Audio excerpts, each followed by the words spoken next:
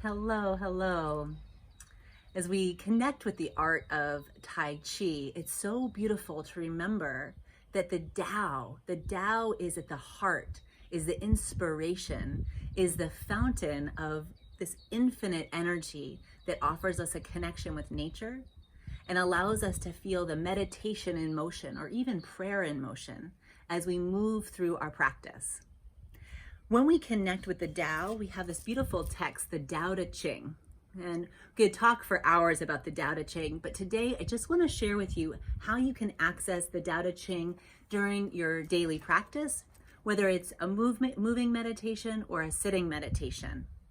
That time that you carve out special for you to return to your center and really feel an internal stillness, even if it's just for a moment. So what I like to do with the Tao Te Ching is I bring my left hand on top of the text. I allow myself to soften my breath and slow it down.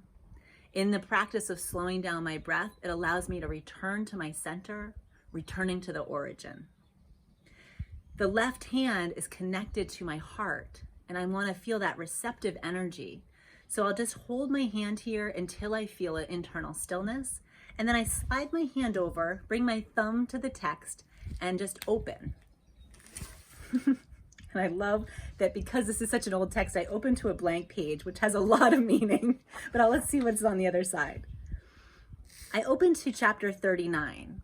And as I read chapter 39, I'm going to allow any words, any messages to kind of jump off the page. Anything that I don't resonate with, I may just kind of disregard at this moment. I want to use this as almost like a divination. What is my lesson? What is the teaching from the Tao for me today?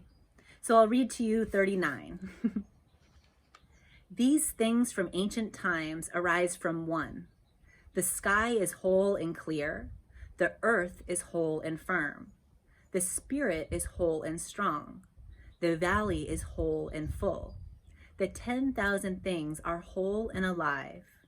Kings and lords are whole, and the country is upright. All these are in virtue of wholeness.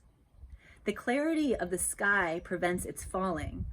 The firmness of the earth prevents its splitting. The strength of the spirit prevents its being used up. The fullness of the valley prevents its running dry. The growth of the 10,000 things prevents their dying out. The leadership of kings and lords prevents the downfall of the country. Therefore, the humble is the root of the noble. The low is the foundation of the high. Princes and lords consider themselves orphaned, widowed, and worthless. Do they not depend on being humble? Too much success is not an advantage. Do not tinkle like jade or clatter like stone chimes.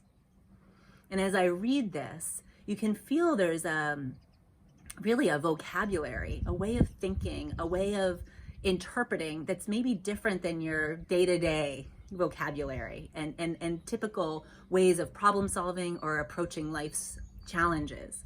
So as I look at this, it reminds me what was jumping out to me is not to decipher exactly what Lao Tzu meant, but to read is like, remember to stay humble.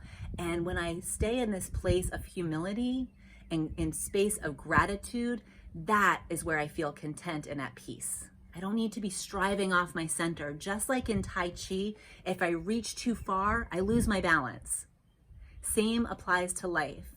So Tai Chi is our teacher, is our ally, is a beautiful dear friend, and so is the Tao Te Ching. So if you haven't had a chance to get yourself a copy, I highly recommend the Tao Te Ching as a way to connect with nature, yourself, and deepen your practice of Tai Chi. Thank you so much, and I'll look forward to sharing more.